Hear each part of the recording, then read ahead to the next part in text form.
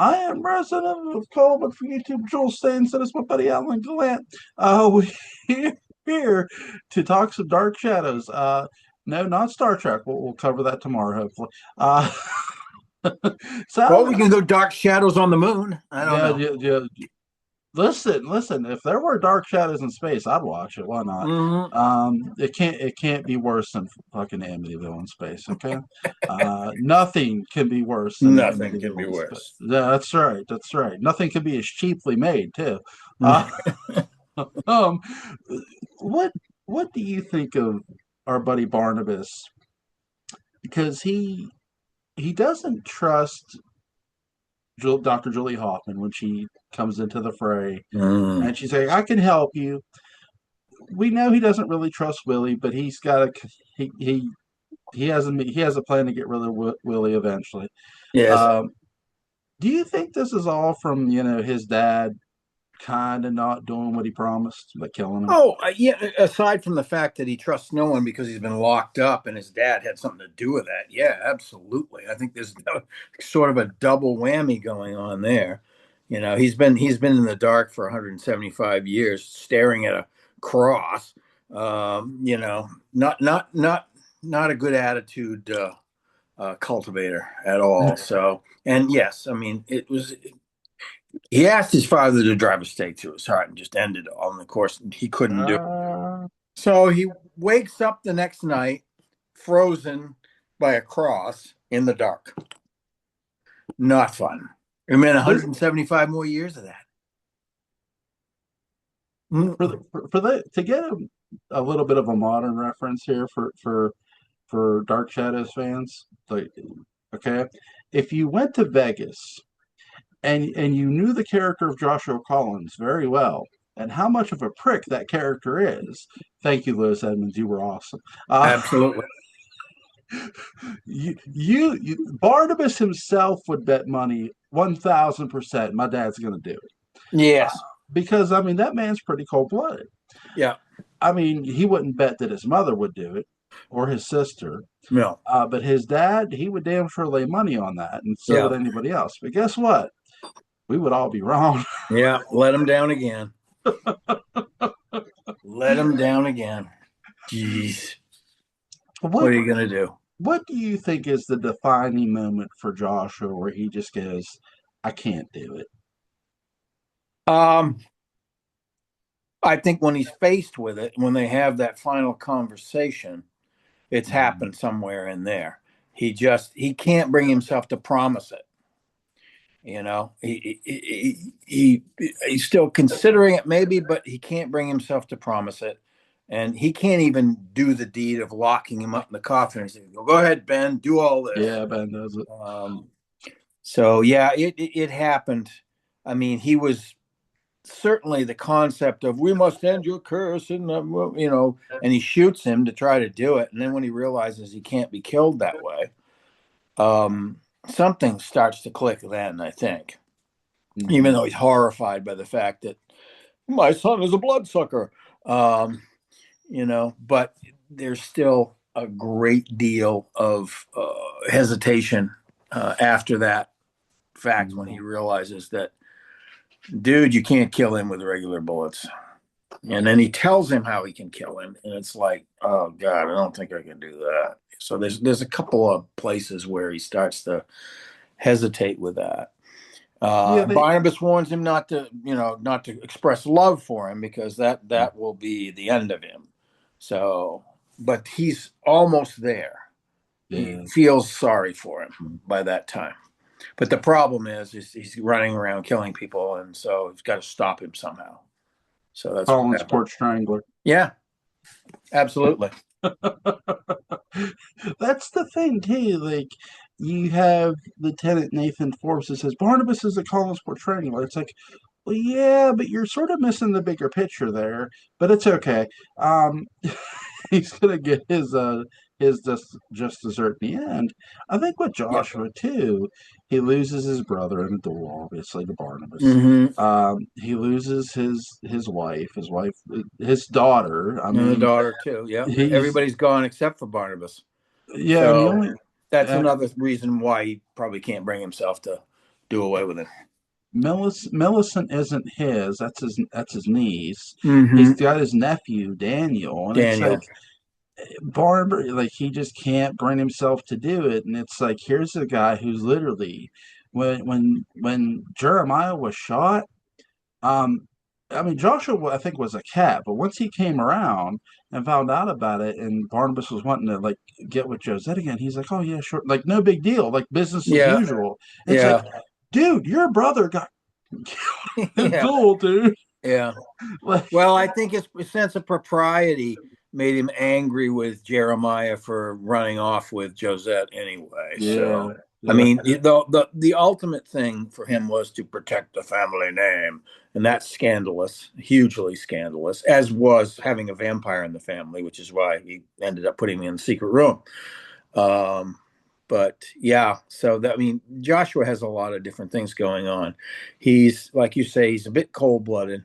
yes, He's really interested in family reputation, as yeah. is every generation of the Collinses before, during, and after. You It, always have somebody that's upholding the family. It's usually a character played by Louis Edmonds, but not always. But I think that's the thing too. Joshua's side of the family, meaning Barnabas and Sarah, are more falling in line with what Joshua wants. mm-hmm. Whereas when you get to Quentin's side of the family, there's some wild childs on that. Oh yeah, oh Him, yeah. they're like the black sheep of the Yeah, Collins well, you family. got him, and you got Carl, who's completely out of his mind, and has a constitution that's just too flighty. Then you've got Judith, who's the professional spinster, who grinds everybody's axe for them. You've got it's an interesting dynamic going on there, and then Edward, who is purportedly the one who's supposedly holding the family pride, and Yeah, yeah, but he does. That's the thing too. Edith is supposed to tell him the secret about Barnabas. right. She doesn't get to, obviously. No, But it's like then he goes on this. He goes from basically being put to the backseat because Judith's in charge to sort of becoming a forefront character because he becomes he starts hunting for the werewolf. He starts hunting for sure. Barnabas. They do a lot of great things with him too. I love Yeah. how they did different things with Louis Edmonds' characters. They didn't just try to make him the same character they did time and time No, again. no, and I don't think he would have been constitutionally capable of playing them all the same anyway. No. Just as an actor, he would find different things, which he did.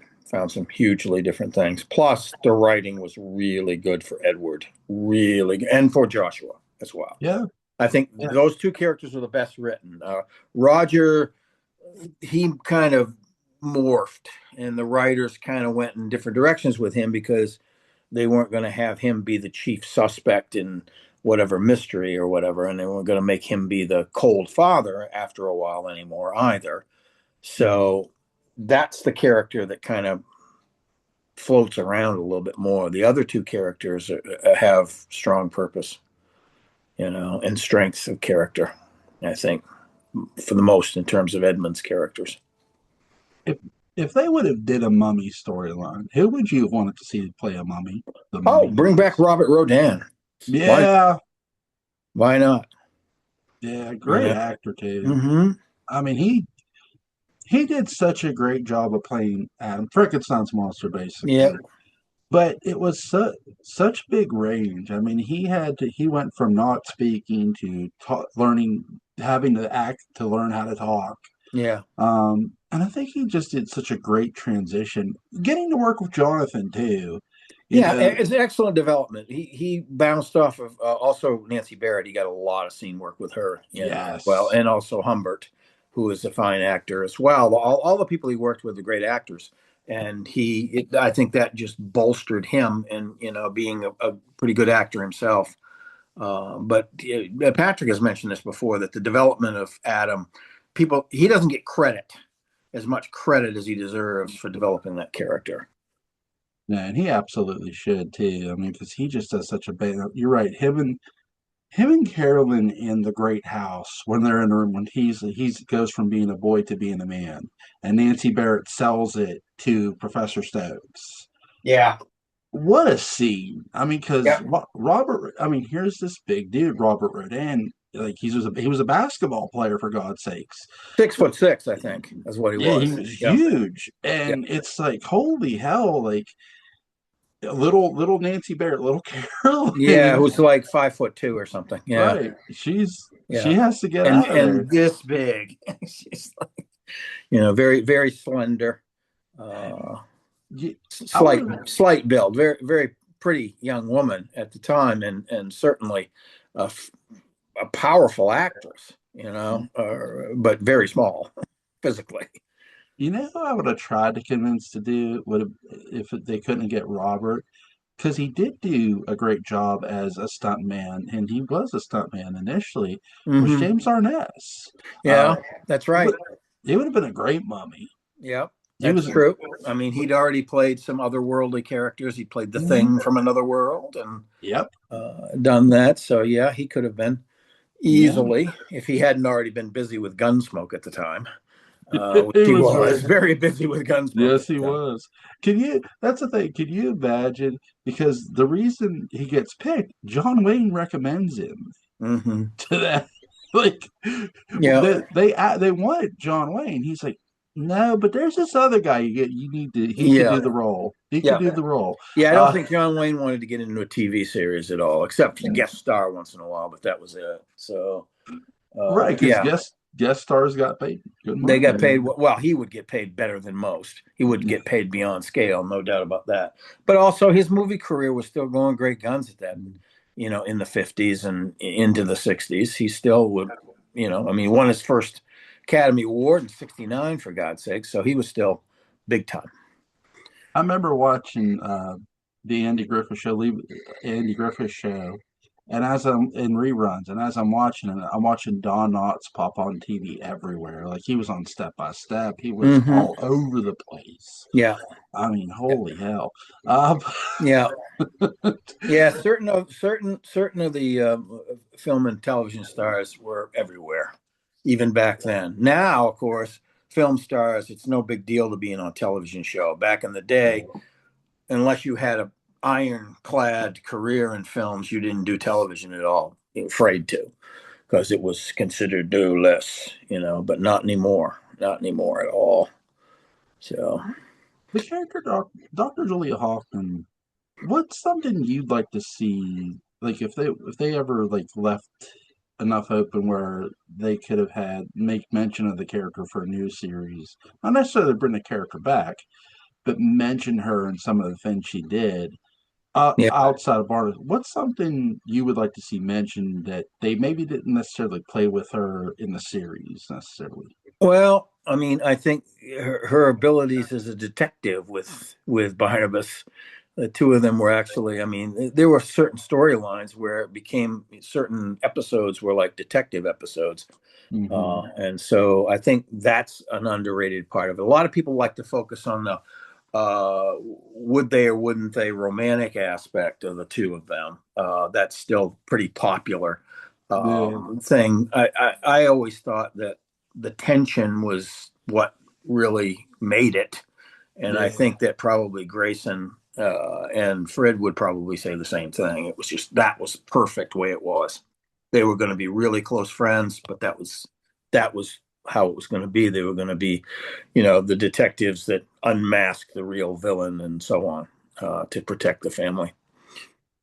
Barnabas is, I think, something that doesn't get said enough about our buddy Barnabas. He's very aware of what he's done to people and what Hmm. he puts people through, Yeah, whether it be Willie, whether it be Dr. Hoffman, Angelique. I mean, when you look at 1840, once he finally trusted Angelique after the whole 1897 thing, yeah, it's like, man, I have put the women in my life through some hell.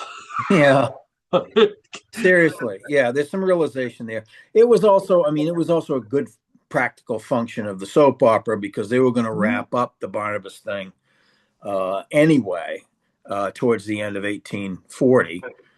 So let's go ahead and put a bow on it. And some people like that, some people don't. But there was a practical reason for it, and that was to basically resolve a storyline before we were moving on with this entirely new story.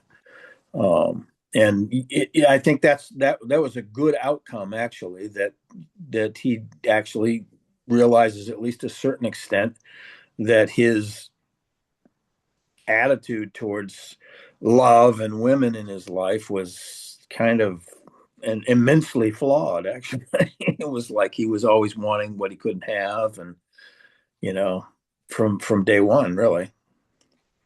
I would like to, like, for them with Dr. Hoffman's character, have David Selby now read notes from Dr. Hoffman, not about Barnabas, but about lycanthropy, werewolf stuff. Yeah, like Where, finding the journal of Grayson, of Dr. Julia Hoffman uh, or whatever. Yeah, where she started to read, because remember, Quentin's portrait ages, right? I yes, mean, so she starts looking into, like, okay, so this mage did this. What did it do for Quentin specifically? Did it cure him completely, or was it just passed to Chris?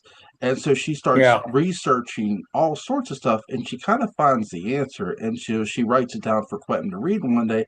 She goes, "Whenever you're ready to read this, read this. It might blow your mind. Maybe it will. yeah, Maybe it won't. It may. Just know this: I don't think you'll ever change again. Whether, but if your portrait's destroyed, you'll grow old. yeah, maybe, You yeah. know, because Well, it's obvious. It's obvious that the curse is still passed on, yeah, through despite his despite the genes. suspending of it with Quentin. Hmm. So that means that it's laying dormant somewhere. Yeah, because Chris is your werewolf. Hmm. Like he's your guy. So if Chris has a son, it's going to that Yeah, the person. eldest born male child. Yeah. Yeah. Imagine if it's a woman. Yeah, nowhere women. Apparently the gypsies only wanted to punish the The male man, the children. man. So Yeah, this isn't the Howling, goddammit. no. Although I So suppose you could have a werewolf like bite somebody that was female and have them turn into a werewolf that way, because that's another way that supposedly the curse can be transferred. So that's the crazy part, though. We never actually see that with DS. no, they never do. Anybody that he comes into contact with in his werewolf form ends up dead, or they Yeah, fight him off and he doesn't bite them. yeah, One of the two. yeah. That we get a lot of dead bodies, but we Yeah, don't get nobody getting bitten, getting turned. Unlike where Barnabas, he drains the blood, and you see vampires come yeah. back. Occasionally you He, see vampires. If he forgets to strangle them, they turn into vampires. So yeah, it's just what a guy. poor Dark Wilkins, man. All he had to Yeah, do. yeah, yeah, Poor Dark Wilkins. yeah, Just tell, hey, Dark buddy, just wait 100 years. She'll be back. yeah. Um, Sure, sure. I'm gonna hang out in this root cellar in this crappy old wooden box for 100 years. Yeah, no. just chain him up, leave the Dirk note. never had that kind of patience. Just chain him up and put a sticky note on it. Yeah, Released in 100 years. release. That's right. There, Open on Christmas Day, there you go. There you go. 1997. Instead of wrestler in a box, it's Dirk in a coffin. Uh-huh. Um, Yeah. Dirk in a box. there you He go. pops out. There you go. Literally, that's another thing too. Like, I do love what they were trying to sort of do with Charles Delaware Tate in the future, but he literally creates a robot version of himself. That's right. Harrison Monroe. Very, very. I mean, they sort of play with the Wizard of Oz a little bit with Victoria Winters coming back from 1795. Oh, it's you, it's you. But Yeah. they go full Wizard of Oz with Charles Delaware Tate with the whole Yes. behind the curtain thing. Yes, they do. They absolutely do. And apparently, the day that they did the dummy's head routine, um, he and David Selby couldn't stop laughing. It was like he really had a hard time during dress rehearsal. Uh, Get it out now, yeah, boys. Get yeah, it out now. yeah, Oh yeah. my god.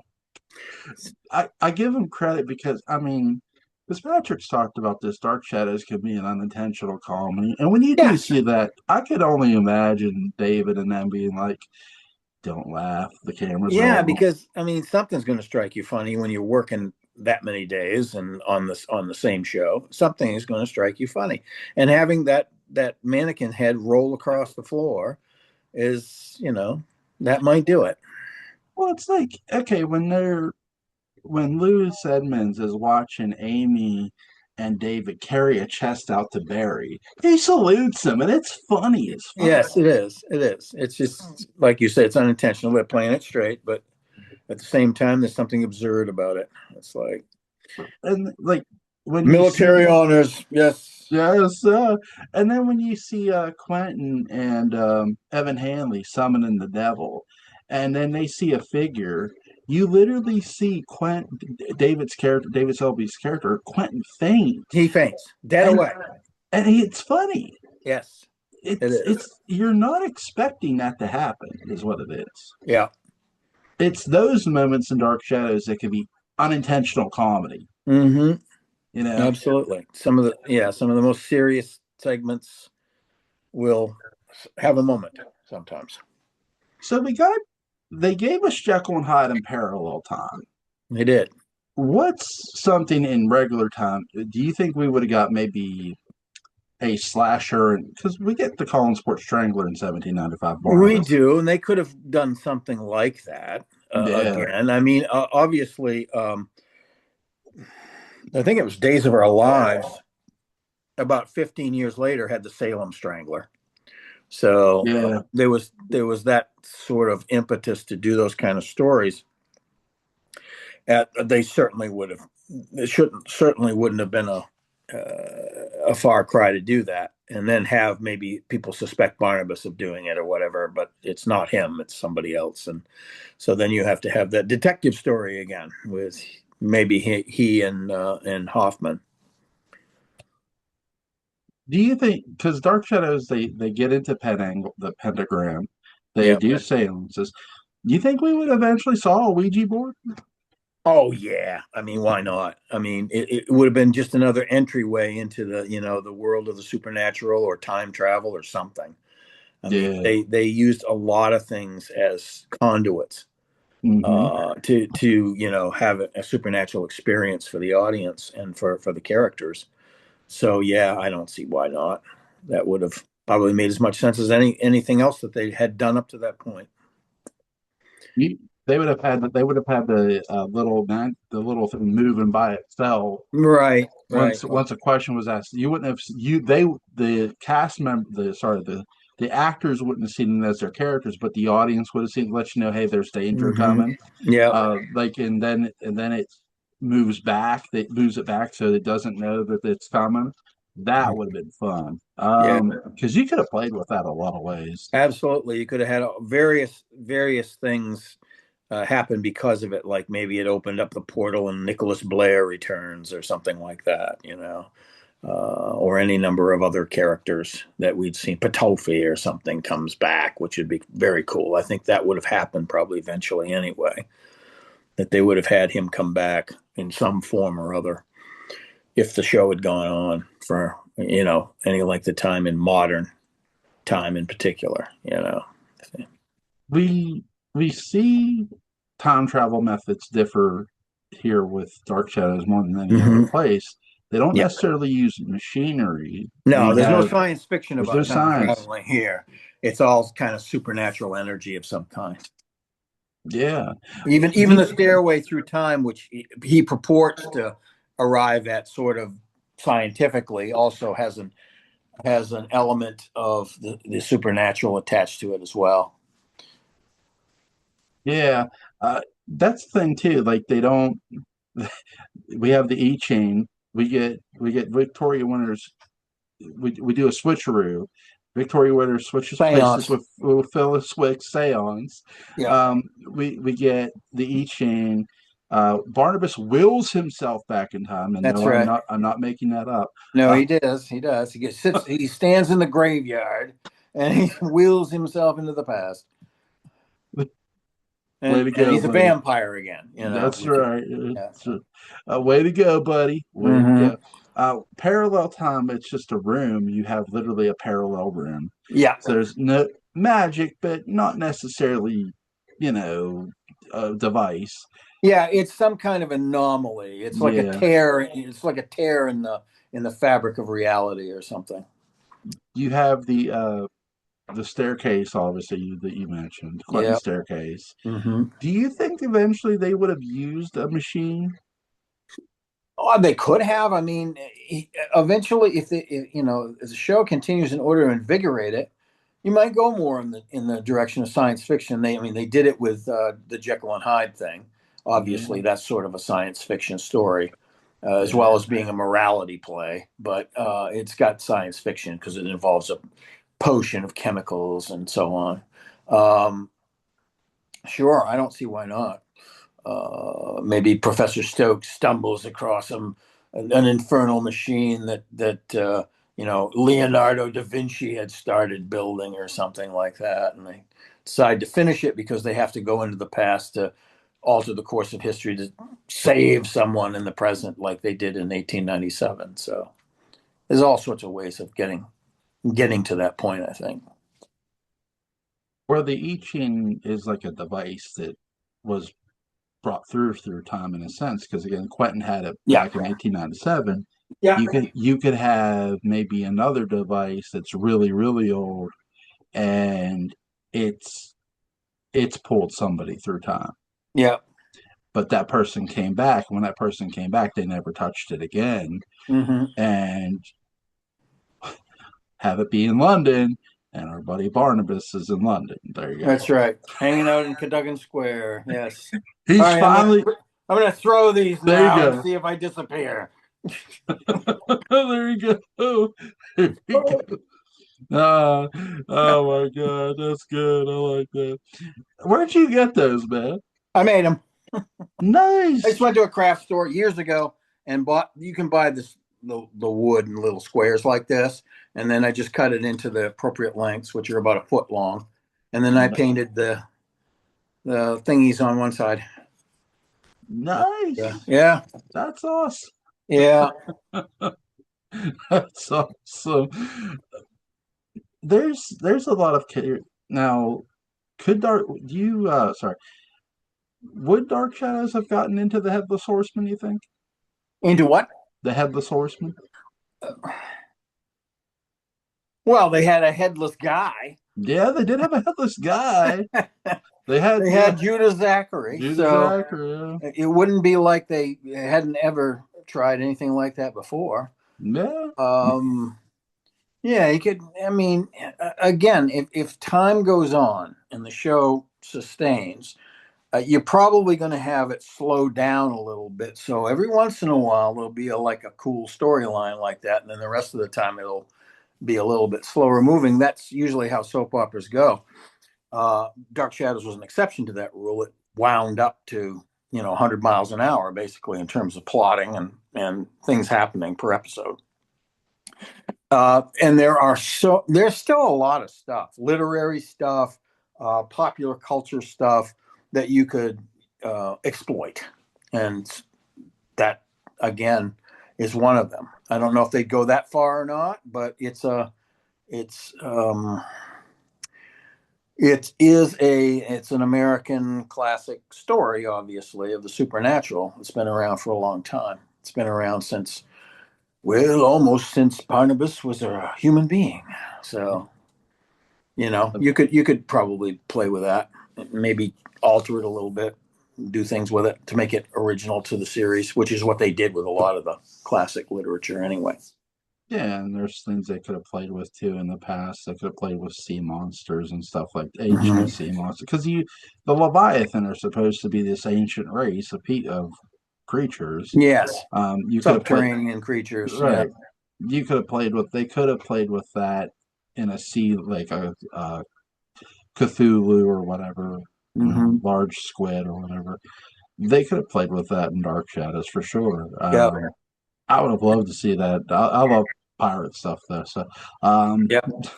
Well, they had zombie pirates. Yes, they did. Yes, they did. Yeah. Man, the zombies of Dark Shadows.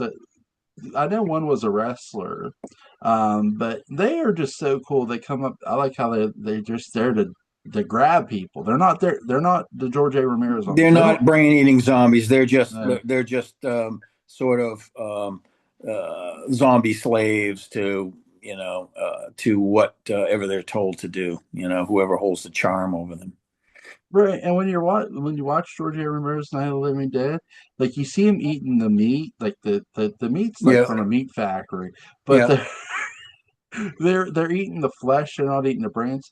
The brains is Return of the Living Dead, Dan yes, O'Bannon's special. yes. Uh, Hmm. so Brains. yeah, there you go. Yeah, Oh my god, yeah, brains. that Yeah, would have added a whole other dimension to Dark Shadows if they'd had brain eating zombies. if they had flesh eating zombies prior to George A. Romero, holy shit, Yeah, right? really. It's like The censors would have been having kids. They'd have been Je- like, Jeb running around going, wait, wait, wait. I just need you to kidnap some people. I don't need you to eat them. I bit this guy's arm. What for? Could you I see? really Jim was watching somebody getting. Hey, what are you doing? No, no, no. Alive, alive. God alive. damn it. Uh, not that it was God damn it, but alive. Oh my God, that's the thing too. Like Jeremiah, he's more like a wraith than a zombie. Like Yeah, he is. He's literally he's corpulent. I mean, or yeah, he's corpus. He's not like a ghost. Although they no, call him Ghost of Jeremiah, he really isn't because he can actually touch people and mess around with them and does with Angelique, throws her in a grave and mhm, starts to dump dirt on her and everything else. So yeah, he's more of a wraith. Revenant is another term. I know Penny mhm, has used that term. Penny Dreadful's used that term mhm. to describe him. So yeah, Yeah. Penny's got a new video up. You guys go yeah. check So it out. saw. Yeah, yeah. Yeah, good stuff. Always good stuff. Yeah, that's the thing too. Like because the other ghost we see, like they don't necessarily touch Matthew; they just scare him to death. That's Uh, correct. Sarah, They're completely spectral. yep, Yeah. and Sarah, she doesn't touch anybody. She just shows, and then she talks to people. Yeah, She, nobody, she doesn't touch and nobody touches her really. So she's spectral as well, although she appears to be, whole. She appears to be physical. yeah, the ghost. What I'll say is they're great at helping people escape from asylums, especially Sarah. Like she busts Yes, Maggie out. She busts absolutely. Maggie. Prison break. Yeah, Prison break. Uh, friendly neighborhood ghost. that's right. If you want to escape from a mental institution, you phone up Sarah Collins. Um, for sure. I just want to Uh, know how they walked 100 miles back from uh, Windcliff. Apparently, Windcliff got a lot closer as time went on, and it was that's short that drive away after a while. that that's that ghost magic. Ghost Hmm. magic. That's what that Yeah, is. Travel by spectral yeah, existence. that's right. I'm making that shit up too, by the way. Hey, why not? They were making it up on Dark Shadows. What I love about that is that when they're sitting in the blue whale and she walks in, and Barbas is like, "Oh shit!" Yeah, well, that was the first color episode too, Yeah, when that all unfolded. So people were yeah, right. I imagine the audience must have been just cranked to the sky when that stuff was happening. What's going to happen now? That kind yeah. of stuff. I love how they do it twice too. There's the black and white and the color episode of Mm-hmm. it. Mm-hmm. Very little. There's differences to it too. There are. It's not the exact same thing. No, because they had to film it separately that time. They couldn't just take the tape and roll it onto the bumper. They couldn't repeat that. Sometimes they did that, and sometimes they just redid the scene. And in that case, they had to just completely redo the scene. And sometimes the lines don't even come out the same when that happens throughout the series. But it's the same scene.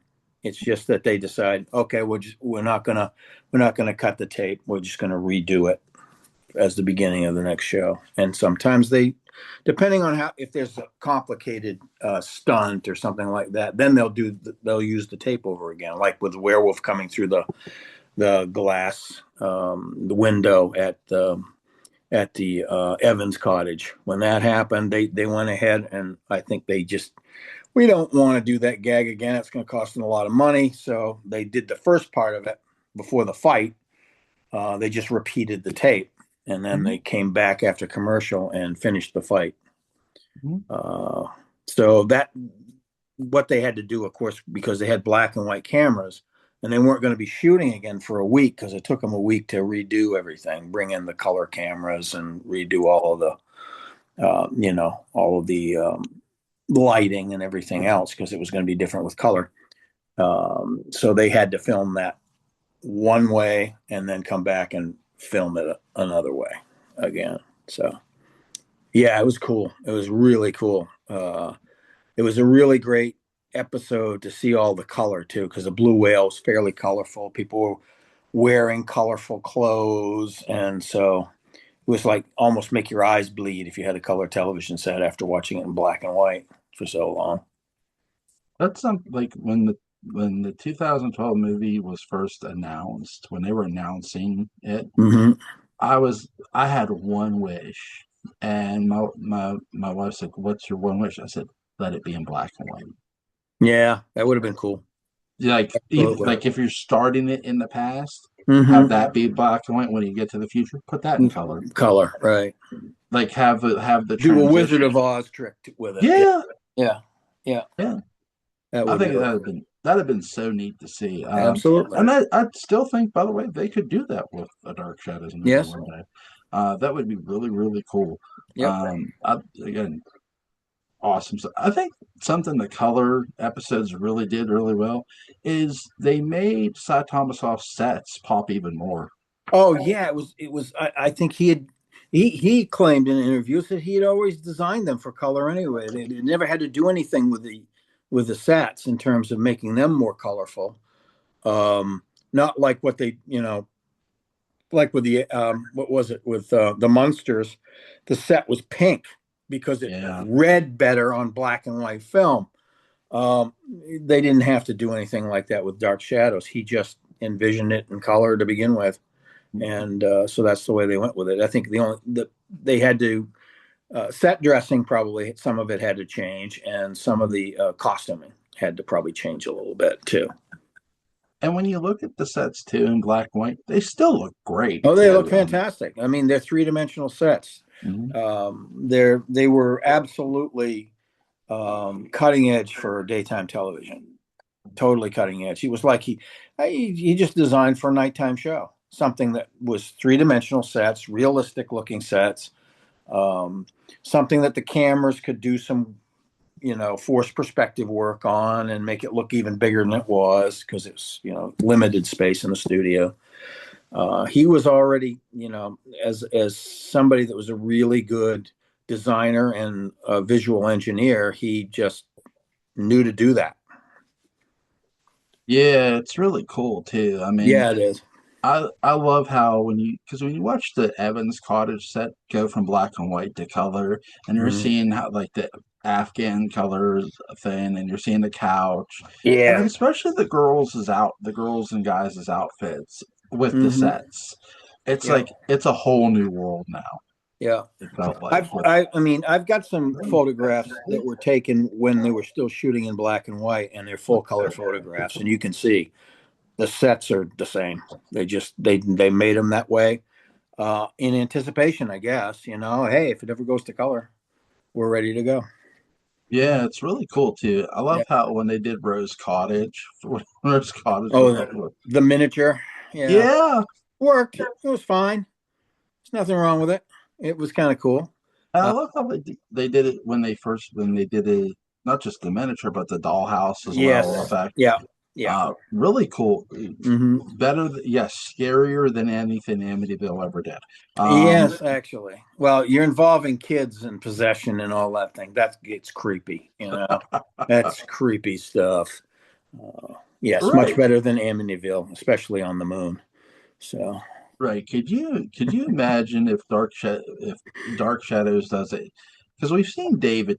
No, David talks to ghosts. Could you see where it's like you see a kid coming up to somebody on the street in Dark Shadows, where it would be in Collinsport, and they'd be like, "Sir, sir, what? That man's following you." The guy looks, and there's nobody there, Nobody there. but the kid sees a guy following. You see it Yeah. through the kid's eyes, and it's a Yeah. ghost. And there you go. There's your medium. There's Yeah. your, which is really interesting. Yeah. That can be the beginning of a mystery. So, and then how do I communicate with this ghost, or what does he want? All that sort of thing.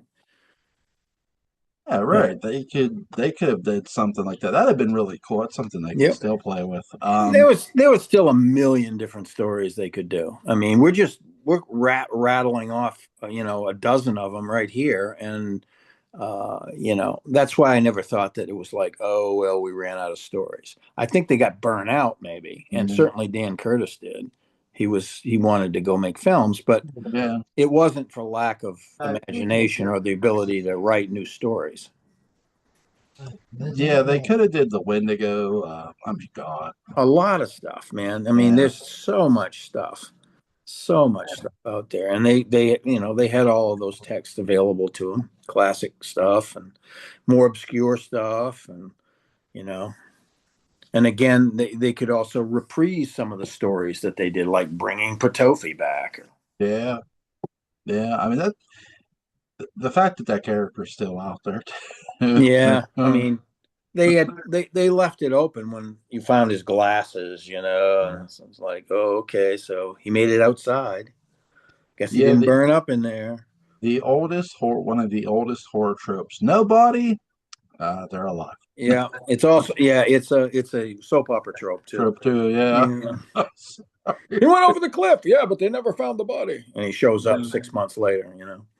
That's like it's like explaining slashers. Like when you look at a slash like Faster Pussycat Kill Kill, like no, the women's bodies are there. They're dead. They know that that's the final thing. They weren't going to make a sequel of that No, movie. no. When you don't see Michael Myers at the end of Halloween, he's coming back. Yeah, exactly. The house burned down, yeah, but we didn't find a body. Sorry. We didn't see shit. Uh, it's like when every time Murdoch, they never found Murdoch's body in MacGyver. He's coming back. Mm-hmm. He's coming back. Yeah, Oh my yeah, God. And Dark, look, it's like the whole Jeb thing. Like they never found Jeb's body. I mean, no, no, they never did. See, or there's a lot of things they could have reprised, yeah, brought back. that's. I was really like when they did the whole Sebastian Shaw storyline. I'm thinking, I was kind of wondering, were they playing with Jeb has amnesia at first when I first watched it? Yeah, That's what I thought they were doing, but no. yeah, that didn't go as I would have liked to have seen that go more, Yeah, because it kind of died. It wasn't really continued very much because then they decided to go right into the past pretty quickly. But also they wanted to focus on Cyrus and all of that sort of stuff. So they brought him, they had him disappear and brought him back. Um, as Cyrus pretty quickly when they went into parallel time. But yeah, the whole thing bringing Roxanne back was cool. That was yes, cool. But and having her sort of feast on Maggie and do all this stuff, and that was kind of cool. But Sebastian kind of got short shrift on that. He didn't get much development. It was mostly about her. That's the choice they made. So I thought they made a really bold choice having a female vampire attack another female. yes, it's especially for 1970, it would Yeah, have been very lesbonic, at that time. But then the Hammer films were doing that too. The mhm. Hammer films had this sort of lesbian undertone to some of the female vampires. So Yeah. And it was really cool too because they built her sort of like a mystery. Like, who is it? Who's the vampire? yeah, Because it's like, that was cool. That worked well, I thought. yeah, because there's a lot of psychology in that, Yep. which is it's sort of like a slasher in a sense. Like, it's a who's doing it. Yeah. Like, is Somebody is, but you don't know who. Can't Right. identify him. All you do is see a shadowy figure, Yeah. and that was pretty cool. And that was the reveal of how we figured out Roxanne was a vampire. Yes. Yes. Now, do you think they would have sort of did uh I don't think they did the thing. Like I'm not talking John Carpenter's the thing, I'm talking the original thing. Yeah, the thing from another planet. Yeah, War, another yeah. world. Yeah, yeah. No, they never did anything like that. They did. They did in the paperbacks. They did one, the Body Snatchers, where they had this alien stuff going on. One of the weirder and better and more fun of them in novels, actually, because it's true. It's science fiction. Right. A lot of science fiction in it. So they did that, and they did a mummy in the comic book series as well. Hmm. So, so yeah, I mean that stuff was definitely on the table in the DS universe, at least, the larger universe. And I don't see any reason why it couldn't have worked on the television series had it continued. Now, a guy who I another guy who could have played a great mummy, considering his size, would have been Andre the Giant. Oh God, yeah. I mean, Scariest. as yeah, and he wasn't really famous at that time, although he No. would have been a couple years later. So that would have timed out all right. Yeah. So yeah, yeah. And the fact when you hear him talk, because he has that It's that European, very low voice. yeah, Yeah. European accent. Booming low voice. Yep. Yeah. And he can talk too. He wasn't like, No, no, no, no, no. He would talk slow sometimes for effect. yep. But no, he was all there intellectually. He was a pretty smart dude. Did you guys I don't know if you guys saw that behind the scenes of White Castle Fear where Big Van Vader is like rehearsing it. No, It's funny. is it? Yeah, He takes a bow yeah, after it, like, oh my god, that story. yeah, That was an awful storyline, but the match was good. It's like okay, yeah. um, Sometimes that works out, and then when it does work out that way, it saves itself. Basically, when the match is good, a lot of times you can save a bad promo, or a bad series of promos, or a like bad concept, which a lot of wrestlers had to suffer through over the years. see, people will tell me like, oh, the Iron Man match between Bret Hart and Shawn Michaels was a classic, and I'm like, guys, I watched that when it happened. That was boring as shit. Um, Yeah. because the concept of an Iron Man match is okay, it only lasts 1 hour, and whoever scores, like if you're up 1-0, you win. Okay, Right. now nobody's scoring a pinfall for the whole out. It's like, okay, I don't care for the first 50, 55 minutes. Call me when there's 5 minutes left to go. Uh, Yeah, exactly. Because they used to have best out of three falls. that's good. Those things were the best because you knew there were Yes. going to be some pins, and it was probably going to come back down to the last one. Yeah. Almost all the time, it was going to come down to the last one. So you had some drama build throughout the match.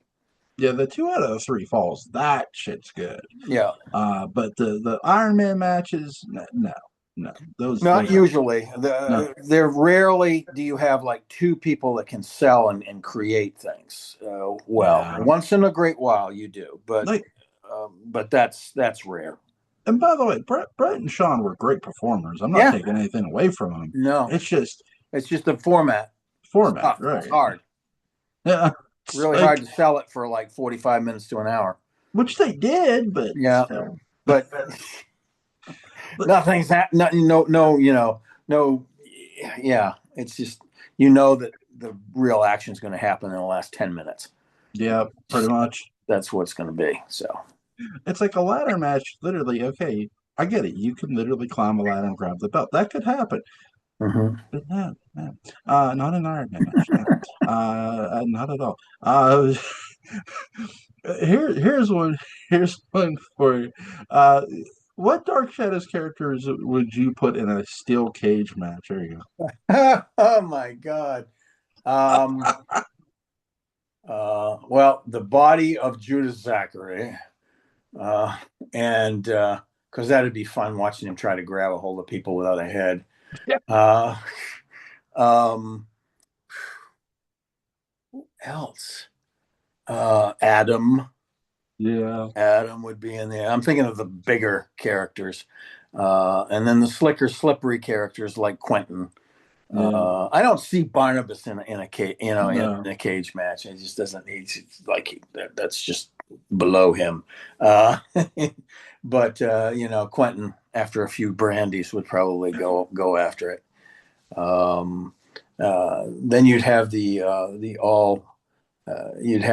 female championship match, which would be Angelique and Laura going at There you serious hair pulling, go. butt kicking, and all of that sort of thing. So, yeah, yeah, those are the people that come to mind. Wait, Adam versus the werewolf in a Okay, cage. there you go. I Okay, forgot about the werewolf. there. But the werewolf but they both have to be blindfolded. That would be Uh, fun. That would just be hilarious to yes, watch. Um, the werewolf just going like slap. yeah, yeah. Like, where are you? That see, I would watch that shit. That shit's entertaining. But I've watched blindfold matches before, which Jake the Snake Roberts and another guy was blindfolded. I forget. I Uh-huh. think it was Honky Tonk Man or Which something. one cheated? Yeah, yeah. Honky Tonk Man, of course. I Yes. mean, right? Right. It's just like looking out underneath the thing. And the audience is going nuts. Wait, Patofe's severed hand versus Judah Zachary's severed head. There you go. Uh, You got a match, man. that's that's like a midget match. Yeah, yeah, right, right. There you go. Those are good, by the way. If you ever seen King Kong Bundy versus Hillbilly Jim in WrestleMania 3, Oh my God. they have midgets as their Yeah. partners, and they're Yeah. like, and there's one midget dressed as Hillbilly Jim, and one dressed as King Kong Bundy. I'm like, Hmm. okay, I could buy this. Mini me's. Right, Yeah. right. And there's like several of them. It's like Yeah. I No, was they used to watching. have those back in the day too. Back in the Yeah, 60s and 70s, they would have those kind of matches. There were special events. yes. You just don't see that kind of cool shit no more. No. Uh, I wonder why. Uh, right. Oh my god. Oh my god. I'm going to hell. But, oh my god. So the hell set design was really interesting. I know we didn't get to see much of it. What did you think of it? well, it had elements of a bunch of other sets that already existed. They put them together, and then they added some cool stuff to them, like that desk was an awesome desk. That it was like the waiting room at the Hotel Hell, and Beelzebub with his uh, socially acceptable name, Diabolos, is sitting there behind it. They did a lot of cool stuff with it. I mean, they had like dry ice and stuff, Yeah. doing the whole thing, and the lighting just made everything kind of look murky and so on. So it was very well done. I thought it was camera ready. I think there were parts of Dr. Lang's offices were in there, like an archway in the background and stuff like that. They had bits and pieces, but they put it together in such a way that it looked unique. It was its own set. Uh, Yeah. I really like how when you look at the contrast of sets, you look at hell, but then you look at what's his name? I'm trying to think of his name. Oh my god. Um Death's sort of room. That the oh, the waiting uh, room. the the stopping off place. Yeah, Yeah. with the bellhop and all that stuff. Yeah, Yeah. yeah, yeah. Yeah. That was kind of different because it like they didn't put the murkiness in because it wasn't supposed to be hell or that forbidden. No. But that was kind of cool too. It was like a waiting room in a train station plus a hotel lobby kind of look as well. So that was Yeah. pretty cool. Yeah, Sorry, Mr. Best. I forgot to. Mr. Best, No. Yeah. aka Death. Yes. Yes. And it looked so cool too. I mean, what's crazy, this is where Tim Burton, I think, was a fan. Because when you look at that and you go watch Design Beetlejuice, element. Yep. yeah, it's kind of similar in a sense, Mm-hmm. because they had a waiting room in their afterlife. Yes. Um, so I mean, I could see where Tim Burton was a fan of Dark Shadows. Yeah, I think they were fans. They just the vision kind of got changed for a lot of Yeah, reasons, but it got changed. yeah, yeah. And I wasn't expecting Mr. Best to have like a waiting area when I first watched Dark Shadows. I'm like, Yeah. he's got a waiting area. Holy shit! Yes. Limbo. Yeah. But right, The right. limbo. Before you go to heaven or hell, here's your waiting area. Here's You your stay waiting right area. here. Yeah, that's right. I like how he because every man was becoming obsessed with Amanda Harris, and death was no exception. Yeah, no, he was very charmed by her. That's why he gave her 100 years to, or whatever, to find Quentin, basically. Yeah, Quentin had no memory. Uh, No, time's up. Sorry. sorry, yeah. Oh my gosh. You suck. Yes, I do. Time's up. Come with me. That's another. Who would you like to see play a Mr. Best today? Uh, oh yeah. Let's see. Interesting choice would be Danny DeVito, I guess. Um, who else could do it? Trying to think of some of the people that are still going on rather than classic actors. Um, wow, tough choices. Yeah, I'm trying to think of some character actors. Somebody like Sid Haig, but he's passed away now. Yeah. But he would make a really good one. Mhm. Um, Foul mouthed with clown makeup on. Uh, no, not seriously. Sid Haig, more like what he looked like in like Jason of Star Command. If you took that weird helmet off of him, because he had the Okay. beard and stuff. Yeah. Because he also had he had acne scars on his face, which made him look villainous. Um, he would be a really cool Mr. Best. Yeah. He would.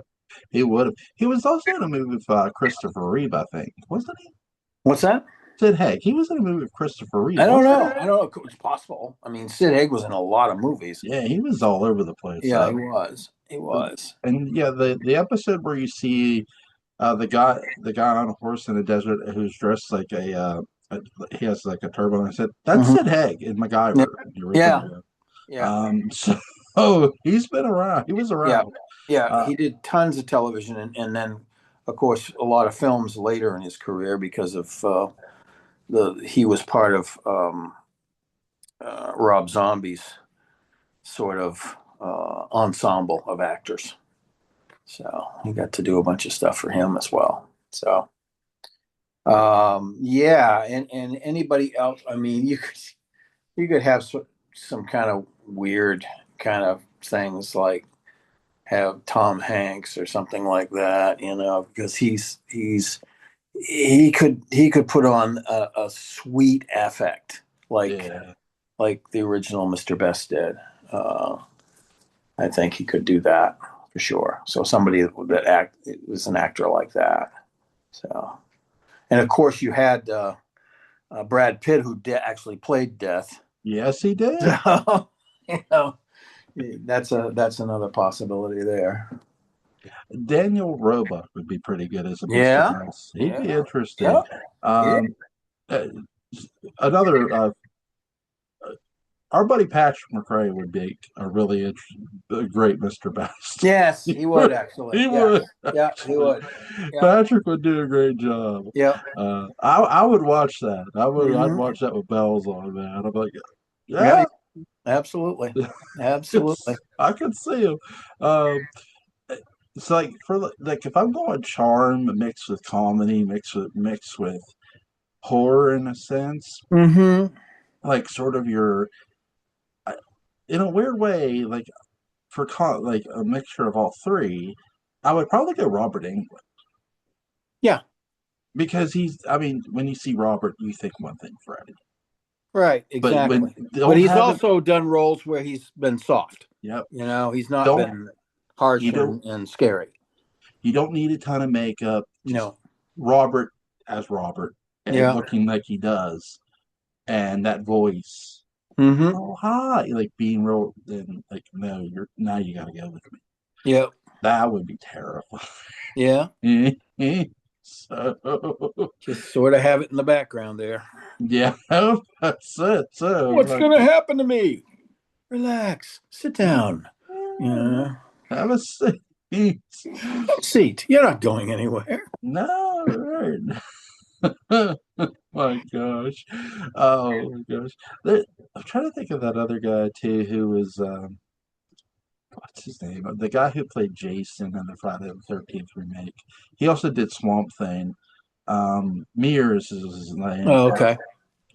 That guy would be your Yeah. Mr. Best. He is a tall dude. Yeah, he's a monster. I mean, he's Yeah. big.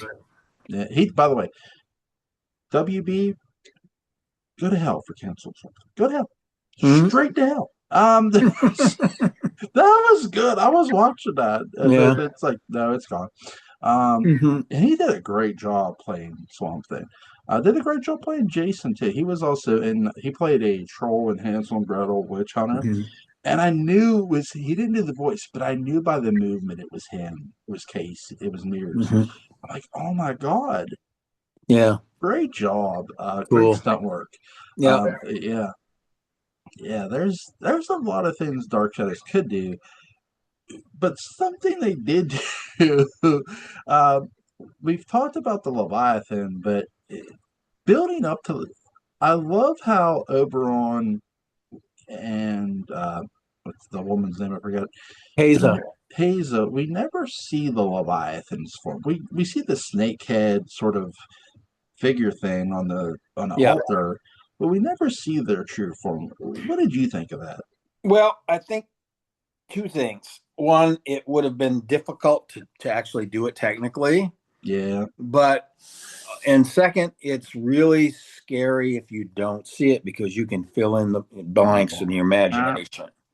So I think that is probably the biggest reason not to do it and just have the sound of it breathing and all of that sort of thing. I didn't have any objection to that. I thought that was kind of a creative and good way of sort of dealing with it, and you could see it from the camera's point of view coming at its victims and things like that. So that worked out perfectly fine. I thought it was really spooky, actually. Yeah, So because they're avoiding an old Val Luton tactic where you don't see what's after you, but here hmm. they're working your imagination. It's like the Yeah. same thing with cat people. Yes, You don't absolutely. see the cat, but is it there? Is it really Hmm. coming after? That whole sort of that mental aspect until they give you the payoff. Yeah. Yes, But but they hold it in suspense for a long time, right for the whole movie. yeah. I mean, that's like Curse of the Demon. Okay, they don't necessarily hold you in suspense the whole movie. They show the demon a little too early. But and I do wish they because I know the director um who worked with it, he wanted to do it more like the way Val did it, but Yeah, they said no. we've got to Uh, show it. They wanted to show it in the yeah, promotional materials. yeah, yeah. He wasn't happy with that. No, no, I wouldn't have uh, been either. I was, come on, don't do that. Just show yeah, people looking at it and being scared. yeah, Uh, because your imagination works. yeah, Like when you remember being a kid when you go outside in the dark, it's like what's out there. yeah, absolutely. Like your brain's in overdrive almost, Hmm. automatically because it's dark. Yeah, and any noise is going to be magnified too. You're going Yeah. to start thinking about what's that, what's that. Like your parents could tell you there's nothing out there all they want. It's like, yeah, Hmm. okay. Yeah, It's like, okay. Oh my gosh. That was some of the best things about Dark Shadows too. When you hear a sound, it's like, what the hell is that? Like when they did the breathing, like you're talking about. I yeah. love the wolves howling.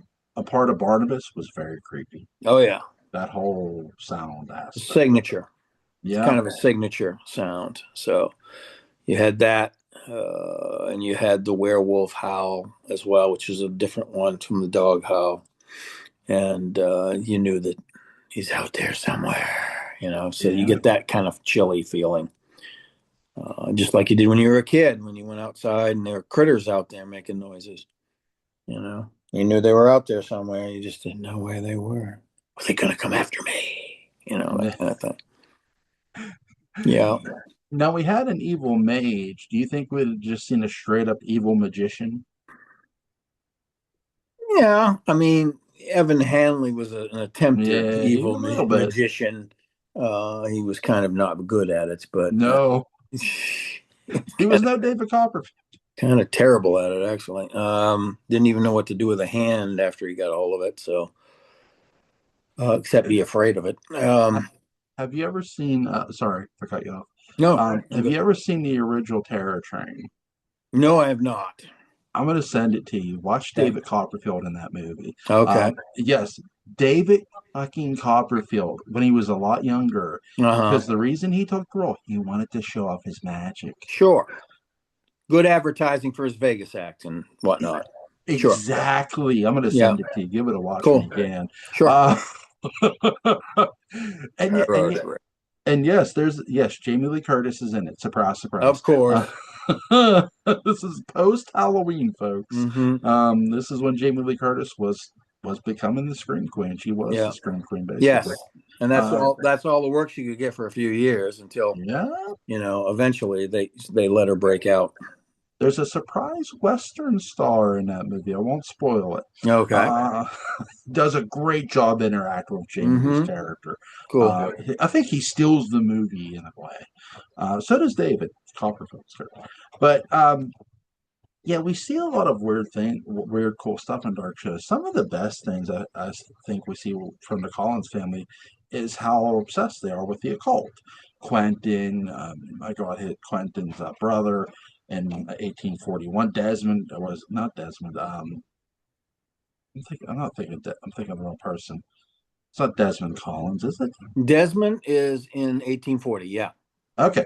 So, but there's a character John Carlin plays who is obsessed with the occult, and so Quentin is also obsessed. What did you make of because Barnabas? The only time he says he would have liked to have dabbled in it a little more when Countess Natalie Dupre is like doing the tarot cards.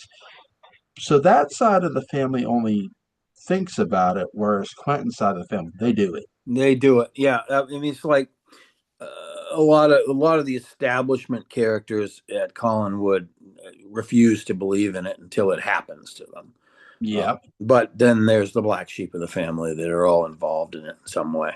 So kind of how it goes, a polarity of sorts. Yeah, definitely for sure, man. All right, I have no more questions for you, man. This has been a lot of Good. fun. Yep. Absolutely. Hope Love to talk cool. about it.